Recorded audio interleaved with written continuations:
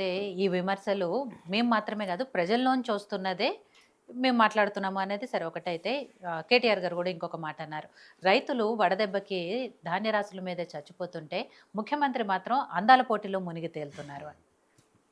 వీళ్ళకి తెలియదు మేడం. హ్మ్. అందాల పోటీలు అనేసరికి అదో నీచమైన పని అన్నట్టు వీళ్ళేదో దాన్ని ఎక్స్పోజ్ చేసే ప్రయత్నం చేస్తున్నారు కానీ అది వాళ్ళకే బ్యాక్ ఫైర్ అవుతుంది.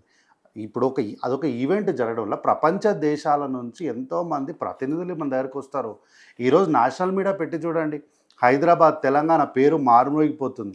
అదేమన్నా మీలాగేమన్నా సెన్సేషన్ డ్రగ్స్ ప్రోగ్రామ్ అదేమన్నా డ్రగ్స్ ప్రోగ్రామ్ ఆయనకు అంటే కల్వకుంట్ల చంద్రశేఖరరావు ప్రజలు అన్నీ మర్చిపోతారు అనుకుంటున్నారేమో. కేటీఆర్ గారు కల్వకుంట్ల తారక రామారావు గారు ప్రజలందరూ మర్చిపోతారు అనుకుంటారేమో. 2016లో ఆయన సెన్సేషన్ ఒక ప్రోగ్రామ్ పెట్టారు. ఆ ప్రోగ్రామ్ తాలూకు ఏంటి, దాంట్లో ఒక్కొక్క లెవెల్కి ఒక్కొక్క ఎంట్రీ ఫీజులు ఉంటే ఆ ఎంట్రీ ఫీజుల్లో వారికి ఒక్కొక్క లెవెల్లో ఆ ఎంట్రీ ఫీజుల ప్రకారం ప్రైవసీ కల్పిస్తారు. ఆ యొక్క ఈవెంట్లో విపరీతమైనటువంటి మాదక ద్రవ్యాలు తర్వాత ఆల్కహాల్ సప్లై చేస్తారు. అది కూడా కొత్త కొత్త బ్రాండ్స్ ఎక్స్పెరిమెంట్ వీళ్ళ పైన చేసేది. అయ్యా ఈ ప్రోగ్రామ్ కాదు. ఈరోజు ఎంతోమంది ఫోటోగ్రాఫర్లకు ఈరోజు ఉపాధి కలుగుతుంది. అట్లా ఈవెంట్ ఆర్గనైజ్ చేయడం వల్ల ప్రపంచ దేశాల నుంచి ప్రతినిధులు ఇక్కడికి వచ్చారు. ఆ ప్రతినిధులు ఎక్కడో చోట ఈరోజు మనం ఎందుకు ఐశ్వర్యరాయ్ మనం ఎందుకు చాలా గొప్పగా చెప్పుకుంటాం, శిల్పా శెట్టి గారు వీళ్ళందరూ ఎందుకు గొప్పగా చెప్పుకుంటాం. వీళ్ళందరూ పోయి మన దేశాన్ని అక్కడ ప్రాతినిధ్యం వహించి రాలేదా? ఒకవేళ వాళ్ళు అవకాశం కల్పించకపోయింటే మన పరిస్థితి ఏంది? ఈరోజు ఇంత పెద్ద ఈవెంట్ మన దగ్గర జరుగుతుంది అంటే ఇదేం చిన్న విషయం కాదు మేడం. ఇది ఇంత పెద్ద ప్రపంచంలో ఎన్నో ప్రదేశాలు, ఎన్నో రాష్ట్రాలు, ఎన్నో వేదికలు ఉండగా అవన్నీ కాదని మన దగ్గరకు వచ్చి పెడుతున్నప్పుడు ఎంత బిజినెస్ జరుగుతుంది మన దగ్గర, ఎంతమంది పెట్టుబడిదారులు వస్తారు, వచ్చిన వాళ్ళందరూ ఖాళీ ఆ ఈవెంట్ చూసి వెళ్ళిపోతారా? బిజినెస్ మాట్లాడరా ఎవరు?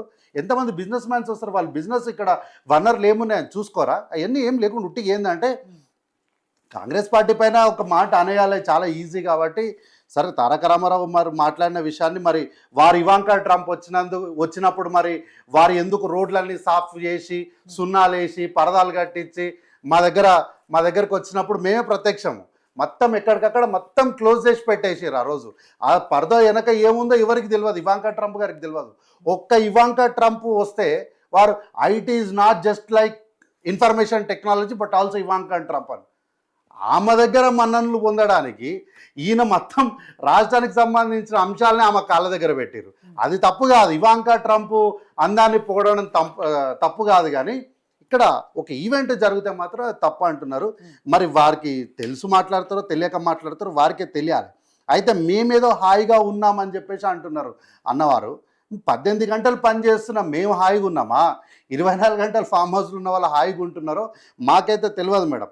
అయితే ఎక్కడ కూడా ఇంతకుముందు ఏదో నన్ను కోసి తింటే కూడా మీకు ఏం రాదు అని చెప్పి అన్నారు. అది పెద్ద బూతు పదం అని అంటున్నారు. ఏమన్నారు వారు? కోసుకొని తినడం అని అన్నారు. దాన్ని మిమ్మల్ని ఏమన్నా తిట్టినరా? ఏమన్నా పర్సనల్గా వ్యక్తిగతంగా ఏమన్నా దూషించినరా? ఉన్న పరిస్థితిని వారికి చాలా సరళమైన పద్ధతిలో చెప్పారు. అయితే ఎట్లా పెట్టుబడులు వస్తాయి, అప్పు ఎట్లా పుడుతుంది అని అంటారు. మరి ఎవడైనా సరే పెట్టుబడి పెట్టేటోళ్ళు ఈ పరిస్థితి అంటే వాళ్ళ ఆర్థిక పరిస్థితి ఎట్లుందని చూసి పెట్టుబడులు పెట్టరు మేడం. ఒక బిల్డింగ్ ఉంది, మనం కమర్షియల్ కాంప్లెక్స్ కట్టిరు అనుకోండి, ఆ కమర్షియల్ కాంప్లెక్స్ యొక్క ఓనర్ కానీ బిల్డర్ కానీ ఆయన పరిస్థితులు ఆర్థిక పరిస్థితులు ఎట్లున్నాయని ఎవరు చూడాడు. ఇక్కడ ఈ కమర్షియల్ కాంప్లెక్స్ ఉంది, ఈ సెంటర్లో పెట్టడం వల్ల నాకున్న వనరులు ఏంటి, నా బిజినెస్ ఎట్లా నడుస్తుంది, నాకు లాభాలు ఎట్లా వస్తాయి, ఇక్కడ పెట్టడం వల్ల నాకు వచ్చే పర్మిషన్స్ కానీ మిగతా వాటికి కానీ నాకున్నటువంటి వెసులుబాటు ఏంటి, ఇవి మాత్రం చూసుకొని పెట్టుబడులు పెడతారు. కానీ రాష్ట్ర ఆర్థిక పరిస్థితి ఎట్లుంది, ముఖ్యమంత్రి ఎట్లున్నాడు, నీళ్ళు తాగుతున్నాడా, ఛాయ్ తాగుతున్నాడా, ఇవన్నీ కూడా పరిగణలోనికి తీసుకోరు నాకు తెలిసినంత మట్టుకు. కాబట్టి అట్లాంటి నాకు తెలిసినంత వరకు అయితే బిజినెస్ అట్లా జరగదు. Business everything always based on ఉన్న వనరులు వాళ్ళ లాభ నష్టాలపైనే వ్యాపారం జరుగుతుంది.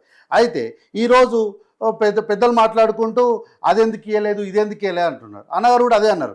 మేడం మేము శ్వేతపత్రం బయట పెట్టిన తర్వాత కాగు నివేదిక ఇచ్చింది, సార్ 2 లక్షల కోట్లు లెక్కలకే రాలేదు, శ్వేతపత్రం చూసినాం మేము, దానికి దీనికి టాలీ అయితే 2 లక్షల కోట్లు ఏమైనాయి సార్ అంటే ఈ రోజు వరకు దానిపైన లెక్క చెప్పాను. ఇంకే వాళ్ళు అడిగారు, వీళ్ళు వచ్చి చెప్పారు. మేము బయట పెడితేనేమో దాని గురించి ఏం మాట్లాడరు, ఆ రోజు మాత్రం వీళ్ళు ఏం మాట్లాడరు. దానికి మరి మేము ఎట్లా ఆన్సర్ చెప్పాలో మరి వాళ్ళే చెప్పాలి దానికి. అయితే ఈరోజు మేమేదో ఆ రోజు ఆయనకు వత్తాసు పలికినామని ఇంతకుముందు నేను అన్నమాటని వాళ్ళు డిబేట్ చేసి చెప్తున్నారు. మేమేమి ఆయన పొలిటికల్ లైఫ్కి కెరియర్కి మేమేమి వత్తాసు పలకలేదు.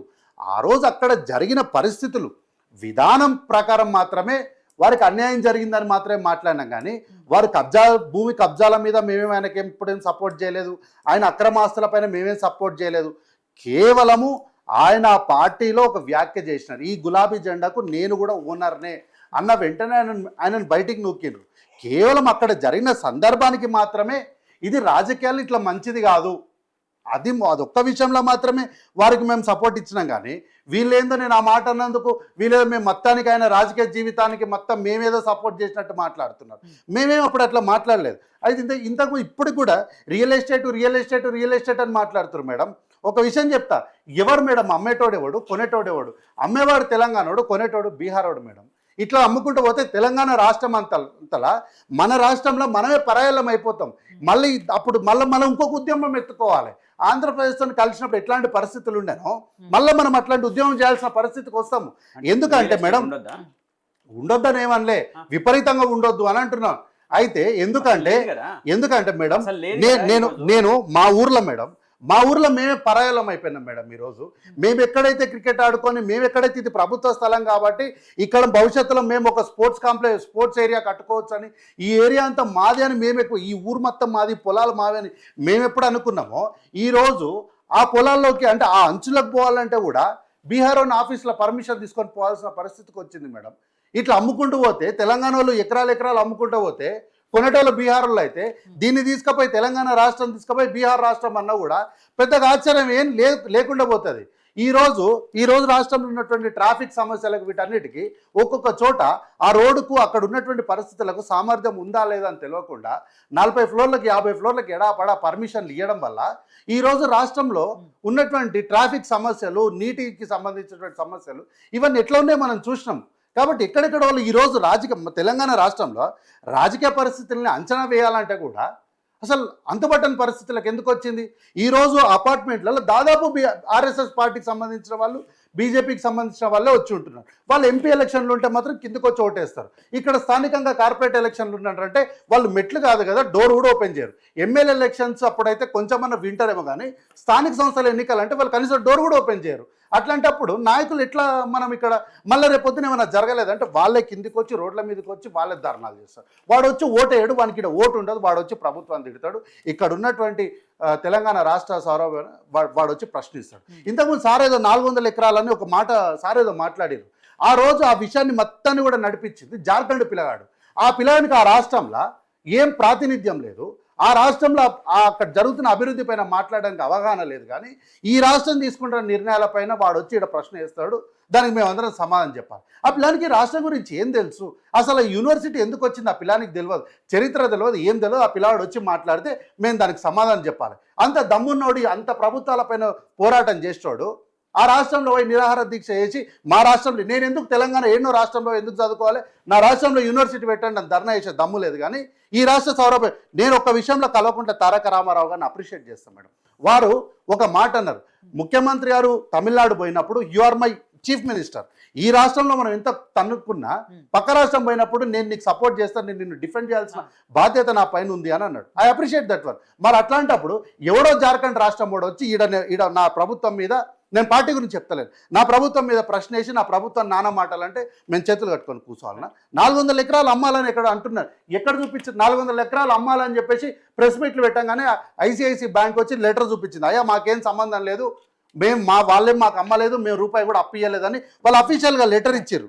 కాబట్టి మేము ఎక్కడ కూడా ఒక్క రూపాయి కూడా అమ్మిన పరిస్థితి లేదు. అయితే ఈరోజు ఈ రాష్ట్రానికి, తెలంగాణ రాష్ట్రానికి 2014 ఏర్పడిన తర్వాత మొదటి ఆర్థిక శాఖ మంత్రి ఎవరు మేడం? ఈయన ఈటల రాజేందర్ కాదా? ఈరోజు రాష్ట్రంలో ఉన్నటువంటి అధ్వాన ఆర్థిక పరిస్థితికి కారణము ఈటల రాజేందర్ గారు కాదా? ఈరోజు అన్నగారు సార్ మాట్లాడుకుంటూ ఎవరి హయాంలో కూడా ఎవరు ఏ ముఖ్యమంత్రి కానీ, ఏ ముఖ్యమంత్రి పిల్లలు కానీ జైళ్ళకు పోరు అని అంటారు. ఎందుకు మా హయాంలో సురేష్ కల్మాడి గారు పోలేదా? జగన్ గారు పోలేదా? కనిమొళి గారు, రాజా గారు వీళ్ళందరూ జైళ్ళకు పోలేదా? పోయి అందులో వీళ్ళ ఆరోపణలు చేస్తేనే కదా మేము కేసులు పెట్టి వాళ్ళని జైలుకు పంపిస్తే మేమేం కాదు, బీజేపీ ఆర్ఎస్ఎస్ పార్టీ అధికారంలోకి వచ్చిన తర్వాతనే వాళ్ళే చెప్పారు, అయ్యా ఇక్కడ అవినీతి ఏం జరగలేదు, కాంగ్రెస్ పార్టీ మొత్తం క్లీన్ చీట్ ఉంది అని చెప్పి. మా హయాంలో ఇవ్వలేదు. గుజరాత్ రాష్ట్రంలో అల్లర్లు కదా, వీళ్ళుగా క్లీన్ చీట్ ఇచ్చుకున్నాడు, మేమే ఇచ్చుకోలేదు, వీళ్ళే వచ్చి ఇచ్చిర్రు. అట్లాగే ఈరోజు ఏదో 6 శాఖలు ముఖ్యమంత్రి గారి దగ్గర ఉన్నాయని అంటారు. 2014లో దాదాపు కొన్ని నెలల వరకు ఎస్టీ శాఖ, బీసీ శాఖ, ఎనర్జీ శాఖ, ఎంఏ అండ్ యూడి శాఖ, ఎస్సీ శాఖ, మైనారిటీసు, కోలు, GAD and other non allocated శాఖలన్నీ ముఖ్యమంత్రి గారి దగ్గర పెట్టుకోలేదా? 2014 చరిత్ర కూడా మాట్లాడండి సార్. ఈరోజు 23 తర్వాత ఏం మాట్లాడుతారో బాగుంది.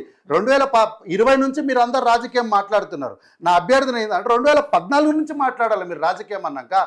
ఈ సంవత్సరము మొదటి సంవత్సరం 16 నెలల్లో, అప్పుడు 16 నెలల్లో ఏం జరిగిందో మాట్లాడాలి. కానీ మీరు చివరి 16 నెలలు ఏం జరిగిందో చూపించి మా మొదటి 16 నెలల్ని కంపేర్ చేస్తే ఎట్లా వర్కౌట్ అవుతుంది? సరళంగా అందరికి అర్థమయ్యే భాషలో చెప్తాం మేడం. మనం క్రికెట్ ఆడుతూ ఉంటాము, 20 ఓవర్స్ మ్యాచ్ అనుకుందాం, మధ్యలో వర్షం పడింది అనుకో, ఎట్లా టాలీ చేస్తారు? ఆ మ్యాచ్ 14 ఓవర్లలో ఆడుతున్నప్పుడు ఈ టీము 14 ఓవర్ల వాళ్ళ మ్యాచ్ల వాళ్ళ రన్ రేట్ ఎంత, రిక్వైర్డ్ రేట్ ఎంత, ఎన్ని బాల్స్ ఉండే, ఎట్లా ఉందని మ్యాచ్ చేస్తారు. అంతేగాని వీళ్ళ 20 ఓవర్లను వాళ్ళ 14 ఓవర్లకు మ్యాచ్ చేస్తారా? ఎట్లా వీళ్ళు మొదటి 16 నెలల గురించి మాట్లాడకుండా చివరి 16 నెలల పరిపాలనలో మా మొదటి 16 నెలలకు టాలీ చేస్తే ఎట్లా ఇది రాజకీయంగా ప్రజలకు ఏం సందేశం ఇవ్వాలనుకుంటారు? ఏమైనా సరే బీఆర్ఎస్ పార్టీకి మళ్ళీ అధికారం కావాలి, ఏదేమైనా సరే బీజేపీ పార్టీకి ఇక్కడ అధికారం కావాలి. దానికోసం ముఖ్యమంత్రి గారిని వీళ్ళు ఏమైనా అనొచ్చు. దానికి ఏమంటారు? మీరు మాట్లాడలేదు అంటారు. సరే మేము మాట్లాడాం, మీ సంస్కారం ఏమైంది? మాకు సంస్కారం లేదని మీరు అన్నారు కదా, మరి మీ సంస్కారం ఏమైంది? ముఖ్యమంత్రి గారు మీ లాగుళ్ళ తొండలు ఇడిచిపెడతా అన్నప్పుడు అట్లా మాట్లాడొద్దు, అట్లా తప్పు, అట్లాంటి భాష ఏంది, మనం రాష్ట్ర ప్రజలకు ఏం భాష నేర్పిస్తున్నాము, టీవీల ముందు ప్రజలు కూర్చోలేని పరిస్థితికి వచ్చిందని నీతులు మాట్లాడినటువంటి వీళ్ళు మాత్రము మాట్లాడొచ్చా? ఎట్లా? మనం నీతులు చెప్తాం కానీ పాటించాం. రేవంత్ రెడ్డి గారు ఎవరి గురించి ఏం మాట్లాడొద్దు, కానీ అందరు రేవంత్ రెడ్డి గారి గురించి మాట్లాడచ్చు. ఎట్లా అవుతుంది మేడం? హైడ్రా గురించి మాట్లాడుతున్నారు. రండి మేడం, ఎవరు వస్తారో రమ్మని చెప్పండి, మీరు కూడా సాక్ష్యంగా రండి, హైడ్రా ఆఫీస్కి పోదాము.